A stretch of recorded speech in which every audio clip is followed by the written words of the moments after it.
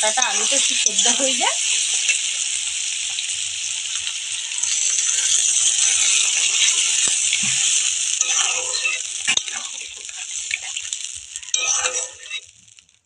নমস্কার বন্ধুরা, Saraswati blog and daily কুকিংয়ে আপনাদের সবাইকে স্বাগত।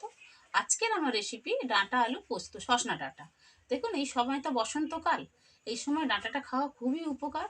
বড়দের, বাচ্চাদের এই সময় হাম বসন্ত হয়, এই সময় ডাঁটাটা খাওয়া খুবই উপকার। তার জন্য আজকের আমি বাজার থেকে দেখুন সজনা ডাঁটা নিয়ে এসেছি। এই সজনা ডাঁটা দিয়ে আলু পোস্ত, আর আমি ওর সাথে একটু টমেটোও দেবো। তো চলুন কথা না বাড়িয়ে রেসিপিটি শুরু করা যাক। আমি আবারও ফিরে আসছি এগুলো কেটে কুটে নিয়ে। তো আমি রেসিপিটা শুরু করার সময় আপনাদের একবার দেখিয়ে দেবো। তো দেখুন বন্ধু, ডাঁটাগুলো একদম কচি। আর এই সজনা ডাঁটা এই বসন্তকালে খাওয়া উপকার। ফুল, সজনা ডাঁটা আর পাতা খাওয়া তো খুবই উপকার, কিন্তু পাতা আমরা বাজারে অতটা পাই না। তো দেখুন, ডাঁটাটাই বেশিরভাগ, কিন্তু বাজারে পাতা কিনতে পাওয়া যায় না। যাদের ধরুন বাড়িতে গাছ আছে তারা পাতা খেতে পারে। তো আমরা দেখুন এই ডাঁটা কিনে নিয়ে এসেছি। আজকে এই ডাঁটাটা দিয়েই করবো আমি আলু ডাঁটার পোস্ত। ডাঁটাটা আমি প্রথমে কেটে নিচ্ছি। তো বন্ধুরা দেখুন, এখানে আমার আলু, টমেটো, ডাঁটা, পেঁয়াজ আর পোস্তটাও বেটে নিয়েছি, একসাথে সমস্ত আমি কেটে কুটে নিয়েছি। এবার আমি তরকারিটা চাপাবো। তো প্রথমেই দিয়ে দিচ্ছি আমি একটু পাঁচ ফোড়ন। আপনারা চাইলে কালো জিরেও ফোড়ন দিতে পারেন।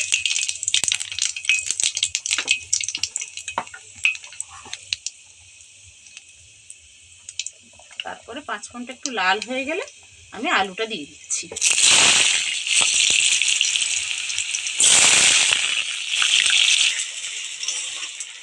বন্ধুরা দেখুন, আলুটা প্রায় ভাজা ভাজা হয়েই এসেছে, আর একটু লাল হবে আলুটা। পোস্ততে কিন্তু আপনারা ভাবছেন আমি এতটা তেল দিয়েছি, পোস্ততে কিন্তু একটু বেশি তেল লাগে। এরপরে আমি দিয়ে দিচ্ছি পেঁয়াজটা। পেঁয়াজটা আমি একটু, আপনারা চাইলে পেঁয়াজ দিতেও পারেন, না দিতে পারেন। আমি একটু ডুমো ডুমো করে পেঁয়াজ দিচ্ছি, একটু টেস্টটা দুগুণ বেড়ে যাবে। আর ডাঁটাটা আমি দিচ্ছি না কেন আপনারা ভাবছেন, ডাঁটাটা কিন্তু সঙ্গে সঙ্গে দিলে ডাঁটার গুণটা পুরো চলে যাবে। ডাঁটাটা একটু পরে দেবো আমি। এবার আমি দিয়ে দিচ্ছি পরিমাণ মতো নুন।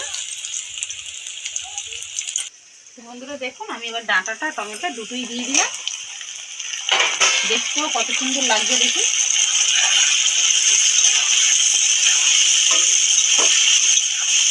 এইভাবে আপনারা বাড়িতে পোস্ত বানিয়ে খান, খুবই ভালো লাগবে গরম ভাতে। এর সাথে আপনারা একটু বিউলির ডাল করেন, আরো ভালো হয়। আমি করছি না বিউলির ডাল, কেননা একটু হড়হড় করে বলে আমাদের বাড়ির লোকরা কেউ খেতে চায় না। আপনারা যদি খেতে ভালোবাসেন, এর সাথে একটু বিউলির ডাল করবেন, খুবই ভালো হয়। অনেকেই বিউলির ডাল করতে পারে না। তা বিউলির ডালটা আপনারা কিভাবে করবেন তাও বলে দিচ্ছি। বিউলির ডালটাকে ভালো করে আগে একটু শুকনো খোলায় ভেজে নেবেন, নিয়ে বিউলির ডালটা সেদ্ধ করে নেবেন। নিয়ে বিউলির ডালটা যখন সেদ্ধ হয়ে যাবে ভালো করে ঘেটে নামিয়ে নেবেন। নিয়ে একটু আদা মৌরি বাটা লাগবে, আর ফোড়নে দেবেন শুকনো লঙ্কা, মৌরির আর হিং ফোড়ন দিয়ে ডালটা বানাবেন। আর ডালটা যখন হয়ে হয়ে আসবে তখন ওই আদা আর মৌরি বাটাটা দিয়ে নামিয়ে নেবেন। আদা মৌরি বাটাটা কিন্তু ভাজবেন না, তাইলে ভালো হবে না। তো আপনাদের তো টিপস দিয়েই দিলাম বন্ধুরা, তা আপনারা ঝটপট বাড়িতে বানিয়ে ফেলুন।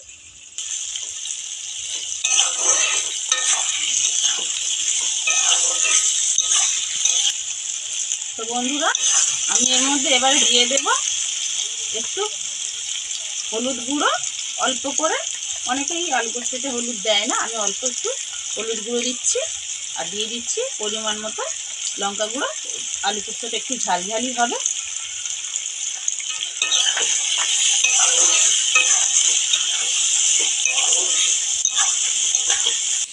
বন্ধুরা দেখুন, আমি এর মধ্যে একটু সামান্য জল দেব, যাতে ডাঁটাটা আলুটা একটু সেদ্ধ হয়ে যায়।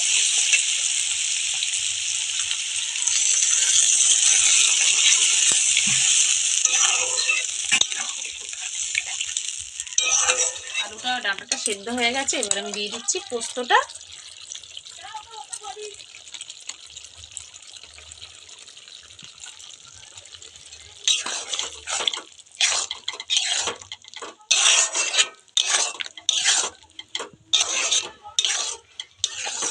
তো বন্ধুরা দেখুন কত সুন্দর দেখতে হয়েছে। আর আমি পোস্তটা এরকমই নামাবো, যেহেতু ডাল হবে না। আপনাদের তো বলেছি ডালের সাথে আমার একটু একটু ঝোলঝোলি থাকবে, এরকম পোস্ত খেতেও খুব ভালো লাগে। আপনারা এরকমও বানাতে পারেন, আবার শুকনোও করতে পারেন।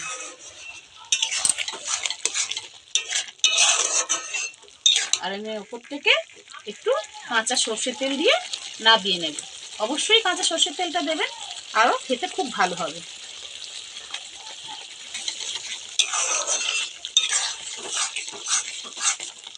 বন্ধুরা এই ডাঁটা পোস্ত রেসিপিটা আমাদের একেবারেই রেডি, আমি নামিয়ে নিচ্ছি।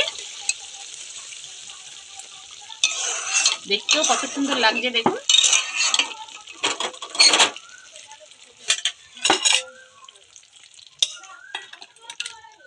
ডাঁটা আলু পোস্তটা গরম ভাতে খাওয়ার জন্য একেবারে রেডি। আপনারা দেখেই বুঝতে পারছেন কত সুন্দর কালার এসেছে একটা।